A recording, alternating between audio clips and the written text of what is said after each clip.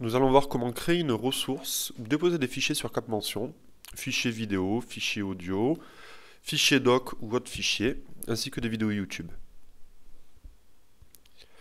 Tout d'abord, on se rend sur le site CapMension, on s'identifie sur son compte contributeur. Donc sur le menu de droite, les liens principaux, on clique sur consulter mes ressources. Donc voilà toutes les ressources que j'ai déposées à l'heure actuelle, que je peux retrier par classe ou à l'aide d'autres critères de tri. On voit que cette ressource, la numéro 117, est sous fond jaune. Ça signifie qu'elle est invalide, qu'elle est inactive, donc elle n'est pas présentée sur le site. Donc par exemple, elle n'a aucun fichier. Je vais vérifier.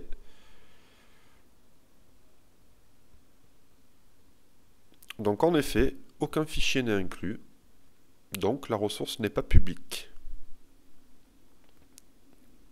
Je vais quand même créer une nouvelle ressource. Je la rendrai publique plus tard.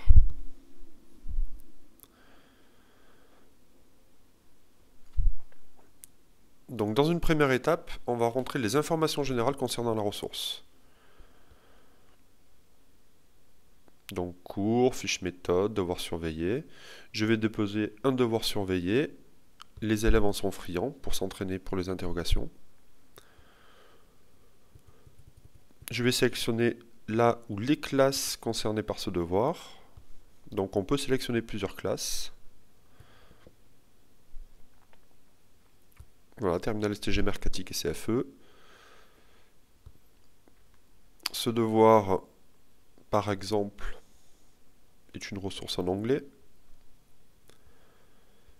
Voilà une liste de thèmes d'anglais qui existent. Donc on essaye de trouver le thème qui correspond à notre ressource.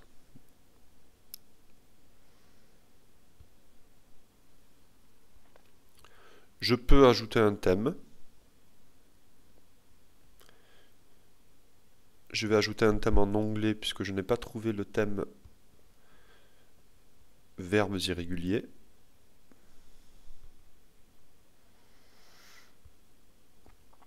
Donc d'abord la catégorie grammaire. Et je vais créer une sous-catégorie verbes irréguliers.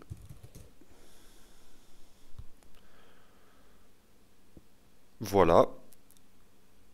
Ce thème est désormais ajouté à tous les thèmes disponibles en anglais, y compris les thèmes pour les autres profs. Donc évidemment, on essaye de déposer des thèmes qui correspondent au chapitre ou au programme officiel. Donc, les fichiers de cette ressource seront déposés en anglais, je le précise. Et c'est un devoir qu'il faut réaliser en 1h30. C'est un devoir de l'an dernier. Voilà.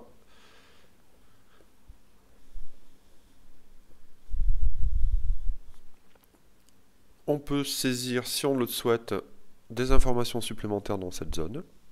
C'est facultatif. Le titre de la ressource.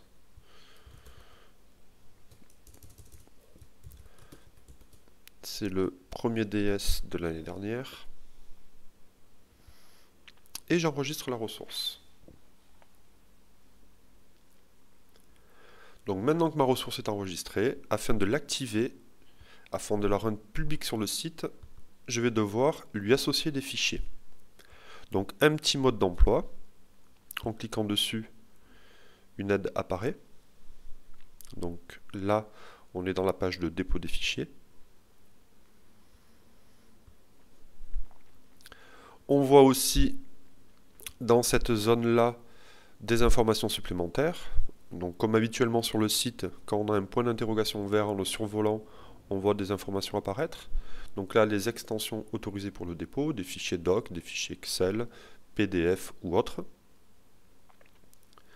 Des petites informations sur les fichiers multimédia qui peuvent être intégrés directement sur le site. Un conseil Donc on peut déposer évidemment des fichiers doc, ça sera utile pour les collègues enseignants, comme ça ils pourront récupérer le fichier et le modifier à leur convenance. Le problème c'est que les élèves, suivant la version de Word qu'ils ont sur leur ordinateur, ils peuvent avoir des soucis de lecture. Donc je conseille de les convertir en PDF avec le logiciel gratuit PDF Creator. Donc là je vais déposer le sujet du DS.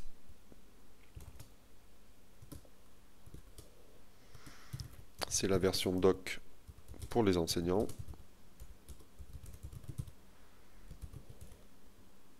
Une description facultative. Ce fichier que je vais déposer ne contient que l'énoncé du DS.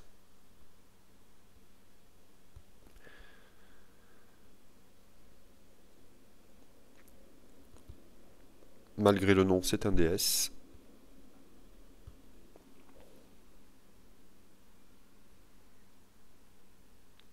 Donc le dépôt est en train de s'effectuer. On attend quelques secondes.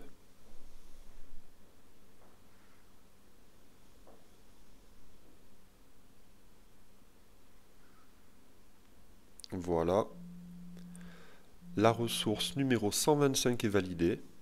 Donc elle est valide puisqu'elle contient un fichier.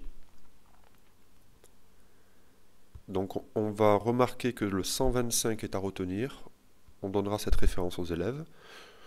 Je me rends compte que j'ai fait une petite erreur.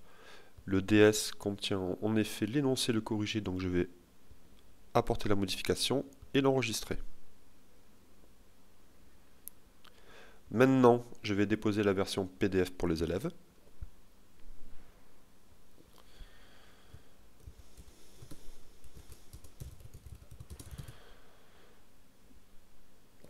Donc le fichier contient l'énoncé et le corrigé du DS.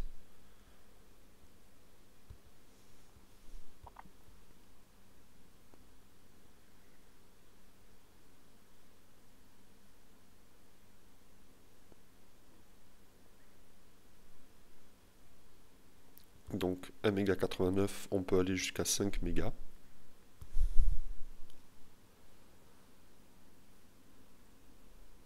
Donc la vitesse de téléchargement dépend évidemment de votre connexion.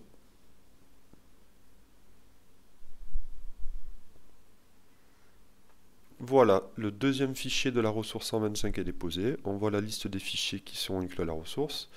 Évidemment, fichiers qu'on peut consulter ou supprimer.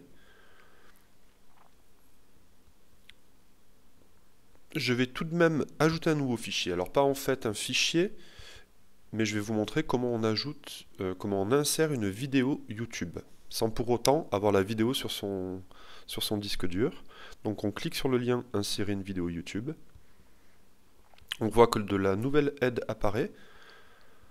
Donc on va suivre les instructions, c'est-à-dire se rendre sur la page YouTube où se trouve la vidéo à insérer, cliquer sur le bouton qui s'appelle intégrer qui se trouve en dessous de la vidéo et copier le code qui apparaît. Donc là je me rends sur la page YouTube. Je vais déposer une vidéo d'anglais qui correspond à des questions du devoir surveillé. Donc voilà, là j'ai cliqué sur le bouton intégrer et je copie le code qui apparaît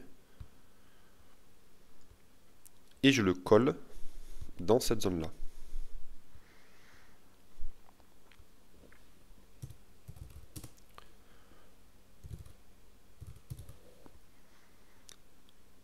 On clique sur enregistrer. Ah, en effet, j'ai oublié de saisir le contenu de ce nouveau lien, donc juste l'énoncer.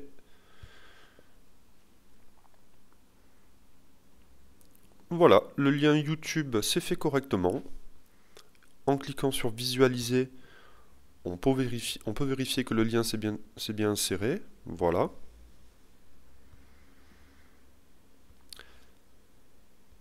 Donc maintenant, la ressource est active, la ressource est validée. 125, pourquoi ça a son intérêt? Puisque si on communique cette référence aux élèves, en fait, sur n'importe quelle page du site, sur le menu de droite apparaît une zone raccourcie ressources QCM. Donc on va rentrer la référence 125 dans la zone de ressources. Et on se rend compte qu'en fait, le lien vers la page télécharger est directement accessible. Donc on leur évite en fait de naviguer sur le site. Et Dieu sait qu'ils aiment qu'on leur simplifie le travail. Donc voilà, comment apparaît la page téléchargée, la vidéo YouTube qu'on a déposée, les informations qu'on a saisies sur la ressource, et les fichiers qu'on peut télécharger.